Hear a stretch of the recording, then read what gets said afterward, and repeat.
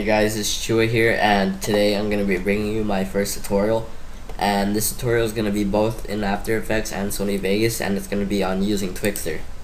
So let's get started. The first thing you're going to want to do is make sure that your clip is 59.94 FPS, because any other frame rate looks really laggy when you're using Twixtor, so 59 FPS is what you want. And the next thing you're going to do is scroll through your timeline and find the spot in your clip where you want to Twixtor it.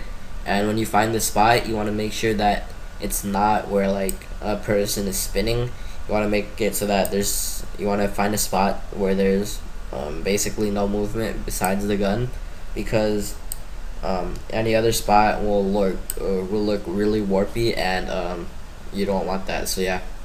And the next thing you're going to want to do is click on your clip and split it. And you want to split it because if you add Twixtor to the whole clip, like a lot of people do, you're gonna cause some parts of the clip to be warpy even when the Twixtor speed is at 100, because that's just what happens.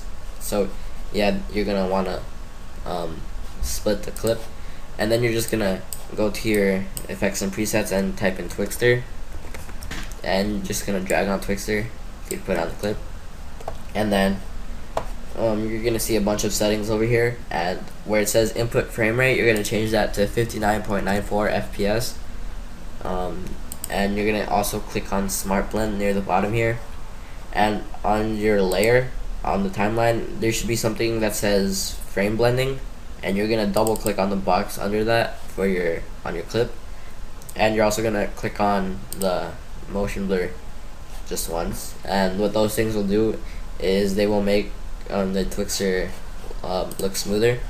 So yeah, the next thing you're gonna do is make sure that your clip is selected, and you're gonna go one keyframe back, keyframe the speed at 100, and then go one keyframe forward, and then keyframe the speed at 3 or 5 or whatever speed you prefer. Those are what I usually use. So yeah, as you can see here, it looks good. There's also another thing you could do where instead of keyframing the speed, like right after you keyframe it at 100, you could go a few frames forward and then change the speed. So what that will do is it will make it gradually slow down instead of just slowing down immediately, and that also looks good.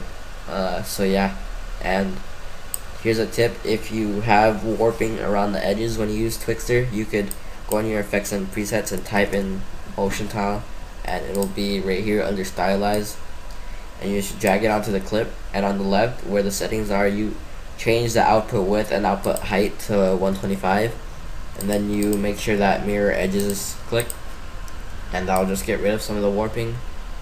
So yeah, that's how you use Twixtor in After Effects. So now let's go to Sony Vegas, and here I have the same clip, and you just want to make sure you disable resample and all that stuff, and you can delete the audio if you want, because it'll get messed up with the Twixtor anyway.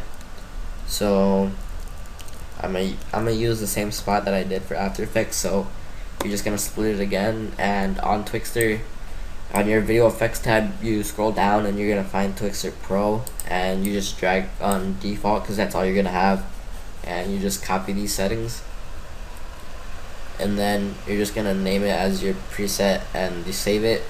And the only thing that you need to change is the speed, which you can do whatever you want. Again, I'm gonna use 3 because that's what I like.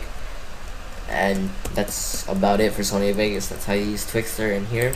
There's no really way to fix warping. If you have some, you're just gonna have to deal with it or find another spot to Twixtor.